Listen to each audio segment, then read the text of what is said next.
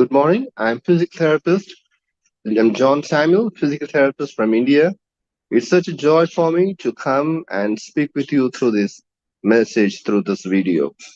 And today I'm going to discuss with you about the ethics which have been framed out by the American Physical Therapy Association.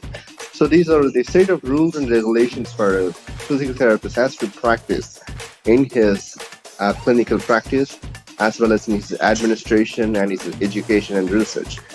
So the physical therapist is a person who enables, who fixes the patient's mobility as well as the functional status and the quality of life, and treating the primary ailments through the exercises and the various methods and manipulations and modalities.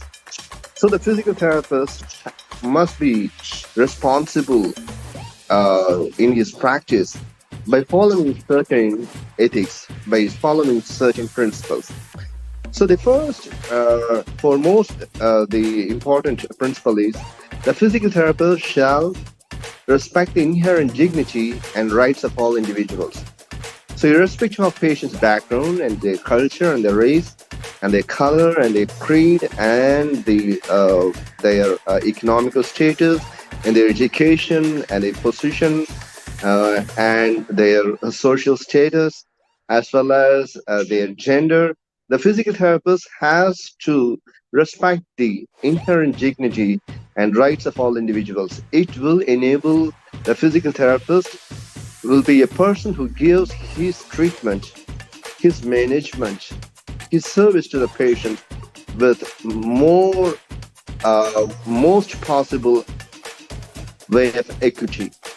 So it will make the physical therapist a person of equity and a patient as a person of justice in delivering his service with equity to all his patients, whether he may be in clinical practice or in the rehabilitation care settings or in the special schools or in the industries or in the sports field, or he may be in the consultation, or he may be in the education and research, and or it may be the administration. So he must respect the inherent dignity and rights of all individuals, his patients and his fellow workers, the colleagues, and his other related team workers. So it will make him the person of equity. And the second principle says as the physical therapist shall be trustworthy and compassionate in addressing the rights and needs of patients and clients.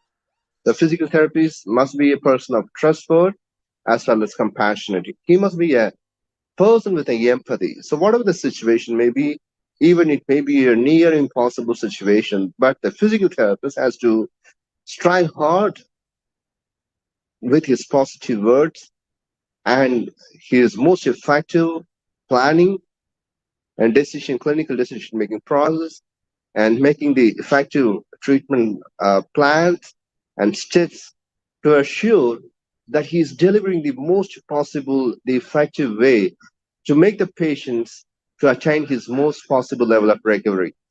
So he must be a person of trustworthy and compassionate, and he should know and realize the pain of his patients. So it will enable the patients, the subjects, and the athlete to receive the best effective physical therapy service with most effective and efficient way. So the physical therapist shall be a person of trustworthy and compassionate in addressing the rights and needs of patients and clients. So he should understand the rights and he has to take the steps which are ideal to the rights as well as the needs of the patients. He should never hinder the patient from obtaining or assuring his rights. So these are the important principles we have to follow in our clinical practice and in our administration and education and research as well as our consultation. Thank you so much. Have a nice day.